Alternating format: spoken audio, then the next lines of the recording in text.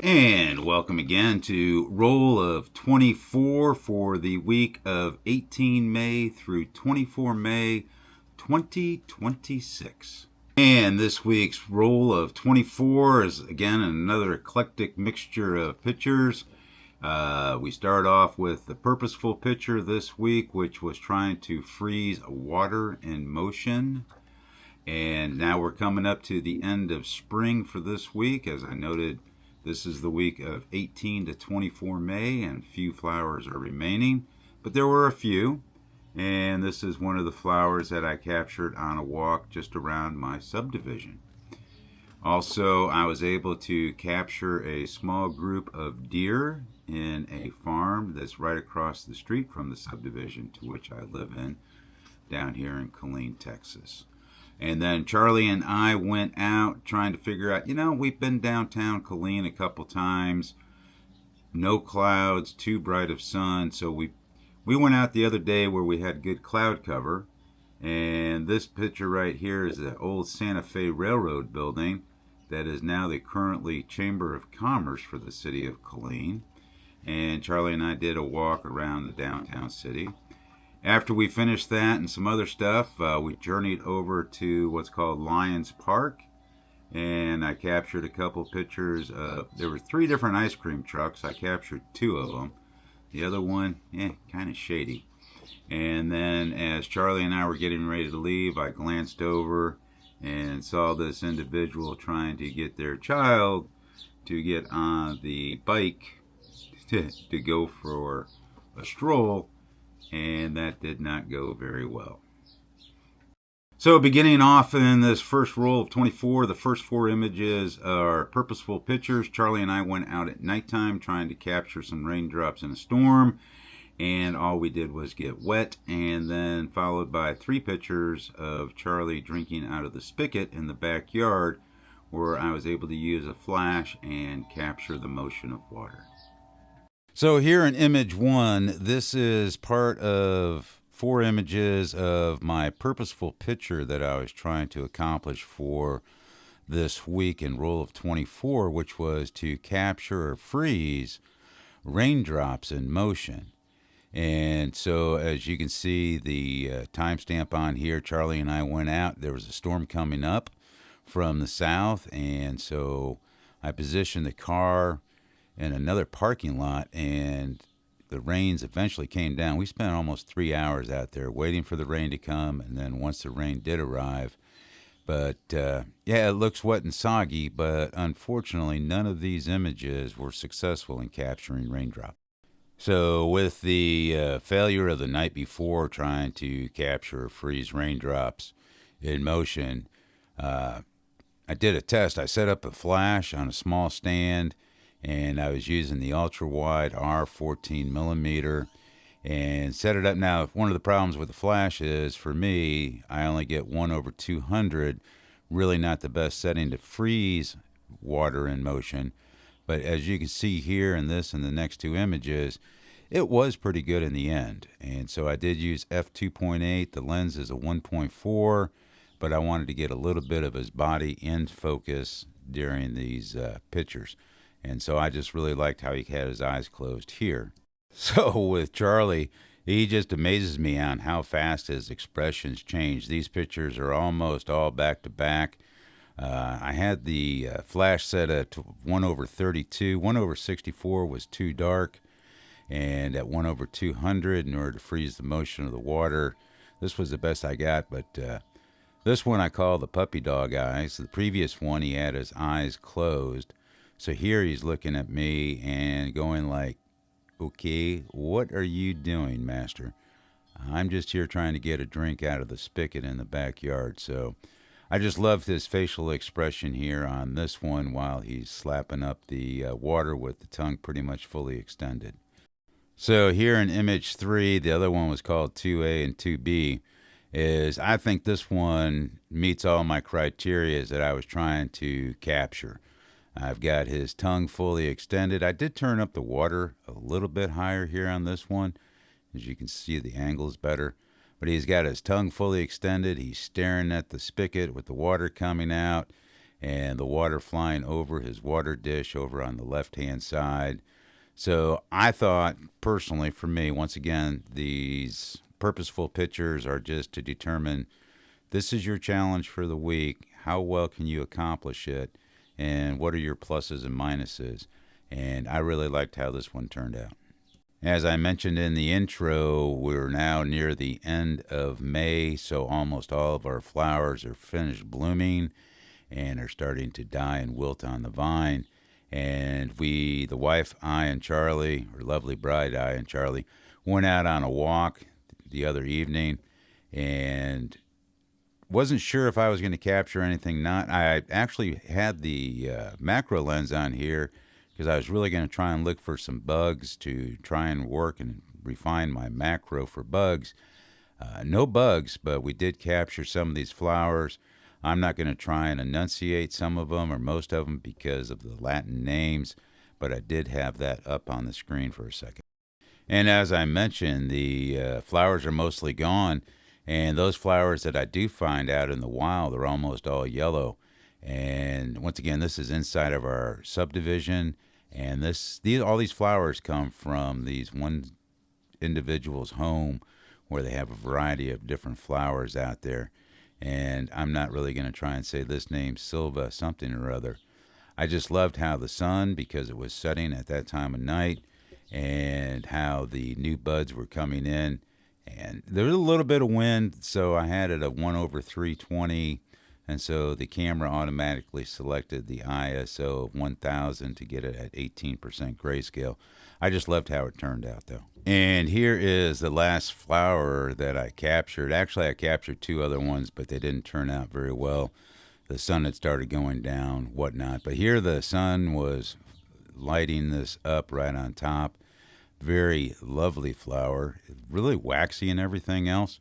So it was really interesting. The problem is with this neighbors, they have a little 18-inch fence around their flower beds that run the whole length of their the sidewalk. So we're talking maybe 80 feet, maybe 50 feet. And so I didn't want to step into their yard nor step into the garden. So leaning over and doing whatnot in order to capture these was the challenge in itself on these. And this is one of two images. There is a open pasture, probably about 150 acres across from our subdivision. And I was just driving back from the doctor, so Charlie was not with me, but I had the camera gear in the back from the night before when Charlie and I went out. And I was passing by. This is right across the street from what's called Ellison High School and Church of Christ church. And I glanced over and I saw these deer over there, quickly pulled into the church parking lot, got the camera all set up, walked across the 4-lane road, and positioned myself for this image and the next image.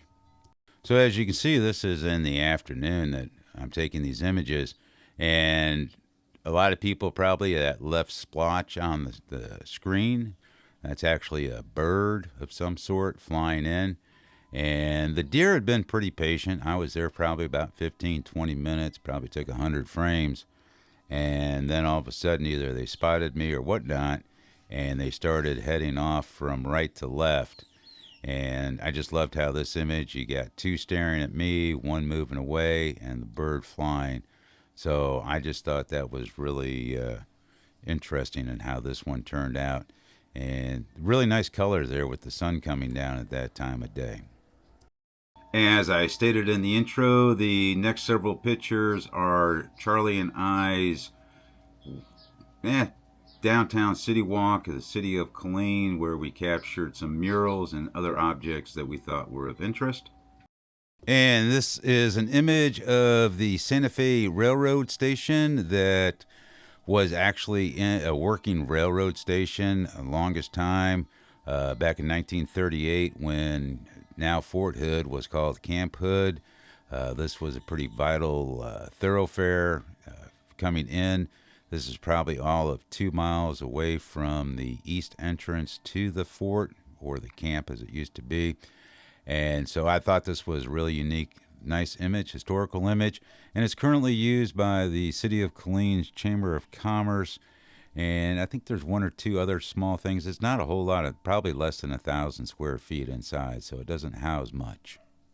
So one of the things that amazed Charlie, well, maybe not Charlie, but me, in a sense that it had been maybe 2 or 3 years since I really got out of a car and walked around the few downtown streets here in Killeen. And I was really amazed on this day of how many different murals there are painted on the side of these buildings. I know this field right here used to be a more established park, but I don't know what happened to it. It is some nice grass, and you can see. Once again, I mentioned that I came out because of the clouds to capture the different scenes in the downtown city of Killeen. And Charlie decided to go out and say hi to this individual walking along the grass.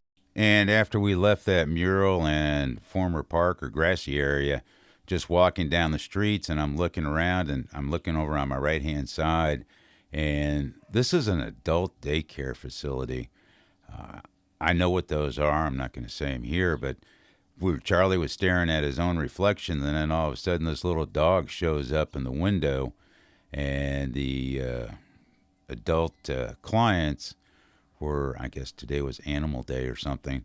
Anyways, they had this little furry dog, and they came over and put it next to the window, and Charlie started, he didn't bark too many times, but it was just cute, so I had him put the dog back down in the image so I could capture a frame because they startled me with it. And once again, I am pretty amazed at how and what they've done over in downtown Killeen for the last 15, 20 years. And I just really liked how they have this little opening here. And I'm not sure what happened to the, so it's Killeen. So I'm not sure if the I, it looks like the I is missing in this one.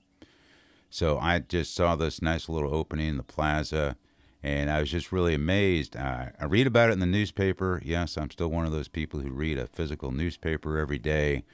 I do read the online stuff too, and I've read about what they've done down here, and I think it's really, really panned out over the last several years. And in addition to the beautifications of the streets, the alleys, and the vacant land and the murals, walking by, and I saw this, and I'm like, what is a Pilates bar?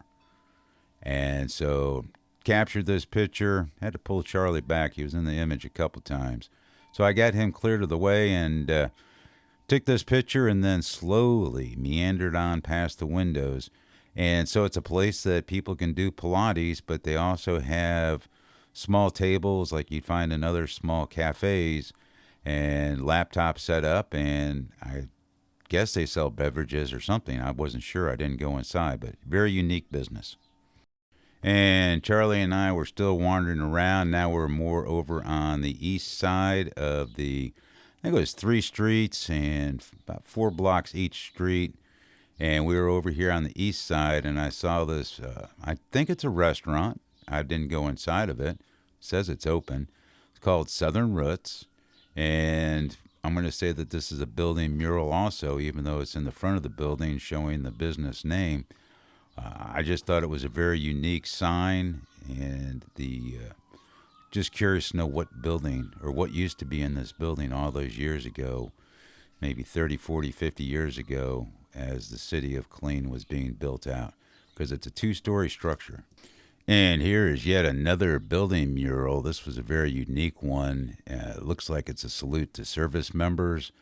I think the branches mean the different branches of the service. As they come, they leave the branch, they go out, and then at the end they come into the flowers. I just love the coloring of this on the side of the building. And the sun had popped out just enough for this one to light up the colors instead of having a flat image. Once again, you can see the partly clouded skies in the background over at the 1 o'clock position. I just thought this was really nice. And once again, this is, I believe, the last. No, I have one more mural that I took, but it's just really nice and colorful.